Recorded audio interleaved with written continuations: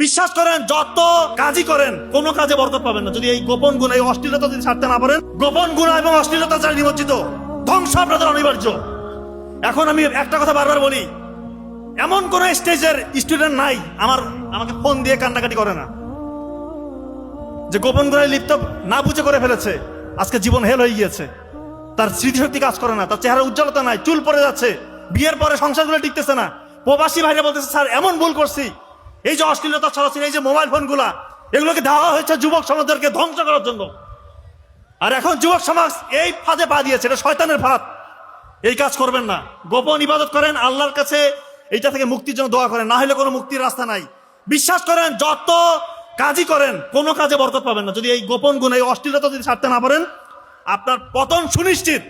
আপনি কত বড় হয়েছেন, আপনি ছাত্র, শিক্ষক, বড় মেম্বার অফ পার্লামেন্ট, ডাক্তার, বিজ্ঞানী, আপনার পতন সুনিশ্চিত। আপনাকে এমন অবস্থার সম্মুখীন হতে হবে, আপনি ওটা চিন্তা করতে পারবেন না, চিন্তা করতে পারবেন না। বলবেন এরকম কেন অপমানিত হচ্ছে, আমি জায়গায় জায়গায় হেয় হচ্ছি, কেন হচ্ছি? আল্লাহ তাআলা আপনার জীবন থেকে রহমত বরকত উঠিয়ে নিয়ে যাবে, কারণ আপনি গোপন গুণে লিপ্ত।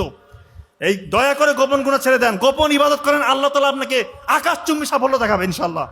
আপনারা একটা গল্প বলে শেষ করি। এক তরুণ বালক, সে তার শিক্ষকের কাছে গিয়ে কান্নাকাটি করছে, চোখের পানি ফেলছে, চেহারার মধ্যে হতাশা। শিক্ষক বলতেছেন, বাবা তুমি কাঁদো কেন, কি সমস্যা?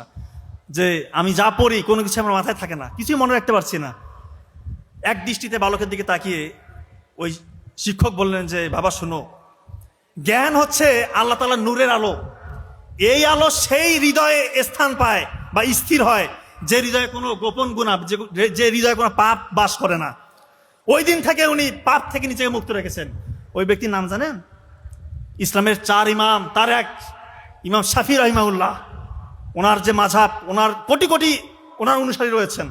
এরপরে উনি শুধু ইতিহাস রচনা করেছেন। উনি বলেছেন, আমার স্মৃতিশক্তি এরপরে এমন হয়েছে, আকাশ ছোঁয়া স্মৃতিশক্তি, আমি যা পড়ি তাই মনে থাকে, প্রতিটা পৃষ্ঠা উল্টাই, আর আমাকে দ্বিতীয়বার পড়তে হয় না।